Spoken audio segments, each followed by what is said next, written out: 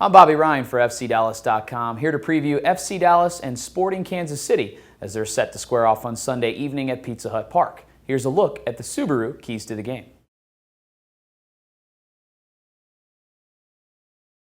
Well, last weekend for Sporting Kansas City, they traveled to BMO Field to take on Toronto FC. It was a 0-0 draw and a point gathered for Sporting Kansas City. Head coach Peter Vermes rolled out a 4-3-3 formation, so 4 at the back, 3 in the center of midfield.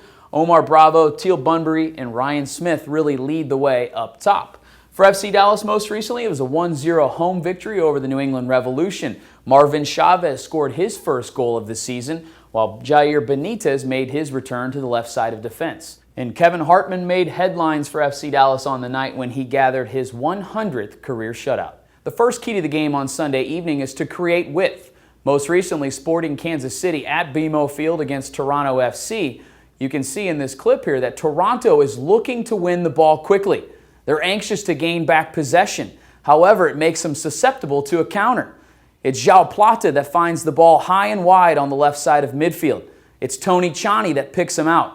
Now Plata is isolated one-on-one, and the Ecuadorian gets a shot off on goal. Well, we talked to midfielder Eric Alexander about the importance of FC Dallas wide play. Obviously, Kansas City puts a lot in the center of the park, and that leaves the outsides open. So we'll just have to keep our wingers out wide, make sure they get more touches on the ball, and that'll open up back up the center of the field because they'll have to shift out. So it'll make it easier for everyone, I think. The second key to the game is to break pressure. The 3 central midfielders for Sporting Kansas City always look to really hunt the ball in packs and try to win possession. Most recently in BMO Field, you'll see a clip here in which they're doing exactly that. Tony Tchani is the man that breaks through all 3 central midfielders, and the Sporting Kansas City midfield and backline is forced to retreat as Tchani finds Yarosovsky. The Toronto midfielder has options in front of him with a 4-on-4 attack.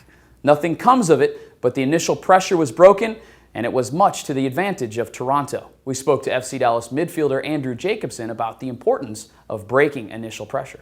We'll be outnumbered in the midfield, in the center of the midfield, and they put on good pressure and they have some really good players, so we're going to have to play really quick through those lines and find our dangerous guys as quick as possible. The third key to the game is to deny space to opposing forwards. You'll see in this 4-3-3 formation, most of the time, Teal Bunbury ends up being the target man that really gets things going for Sporting Kansas City. And you'll see in this clip here most recently at BMO Field against Toronto, it is Graham Zusi who is searching for options in the final third. But watch the run of Teal Bunbury.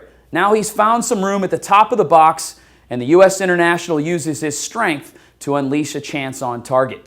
We spoke to FC Dallas defender George John about denying space. It's going to be smart just to contain him and not let him get too involved in the game and just kind of playing our game, really not letting him dictate what's going on. Well, it's FC Dallas and Sporting Kansas City on Sunday evening at Pizza Hut Park. Make sure you come on out to the stadium and look to see if the red-hot FC Dallas can claim their 200th victory in club history. The game kicks off at 6 p.m., so make sure you set your DVR to Fox Sports Southwest, or for our Spanish listeners, you can tune into 1270 a.m. La Voz del Pueblo with your host, Carlos Alvarado.